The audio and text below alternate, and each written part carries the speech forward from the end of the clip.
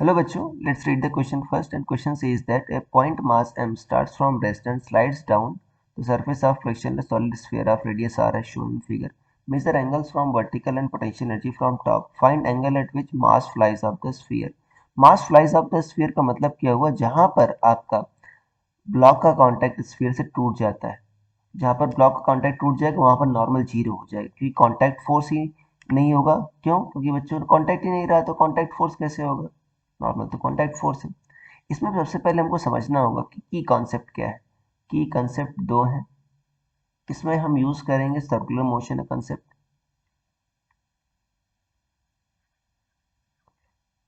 And we will also use work energy principle. Work energy principal.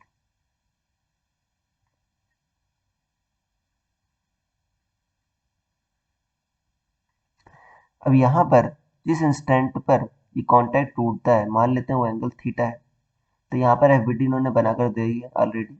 Centre की ओर जो component है M G का, M G cos theta, और tangential component M G sine theta. Normal की value zero हो गई, क्योंकि इस इंस्टेंट पर जहाँ पर कांटेक्ट टूटता है वहाँ पर नॉर्मल जीरो हो जाता है। तो आप क्या लिखोगे? नेट सेंटर की ओर फोर्स, सेंट्रीपिटल फोर्स होता है एम जी कॉस थीटा, क्या होगा? M V square by R. M M cut गया, वी स्क्वायर क्या आ गया आपका? G R cos theta. ये क्वेश्चन नंबर वन। अब इस इंस्टेंट पर वेलोसिटी कैसे पता करेंगे? क्योंकि अगर वी स्क्वायर की वैल्यू पता चल गई तो हम कॉस थीटा पता कर लेंगे। देखो यहाँ पर स्पीड क्यों आ रही है? क्योंकि बच्चों यहाँ से जब यहाँ पर आ रहा है तो इसकी पोटेंशियल एनर्जी में डिक्रीज हो रहा है। तो जो पोटेंशियल एनर्जी में डिक्रीज हो रहा है वही काइनेटिक एनर्जी में इंक्रीज हो रहा है। ये देखो, ये हाइट कितनी हुई? R cos theta. ये मान लो एच। तो एच क्या होगा? ये पूरा आर है, आर में से आर कॉस थीटा घटा दोगे तो एच आ जाएगा। एच कैसे आएगा आपका? H is equal to R minus R cos theta, या R one minus cos theta. तो वी कैसे निकलेगा? एम जी एच, ये क्या हुआ? पोटेंशियल एनर्जी में डिक्रीज हुआ। ये क्या होगा? काइनेटिक एनर्जी में इंक्रीज के बराबर होगा। सो वी स्क्वायर क्या आ गया? Two G H. और एच क्या है आपका?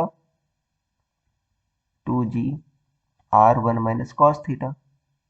और वी स्क्वायर की वैल्यू आपने लिखी है G R cos theta equal to two G R one minus cos theta. यहाँ से G R cancel. So cos theta equal to आ गया आपका two minus two cos theta. तो three cos theta equal to two. Cos theta क्या आ जाएगा आपका? Two by three. या थीटा क्या आ जाएगा? Cos inverse two by three.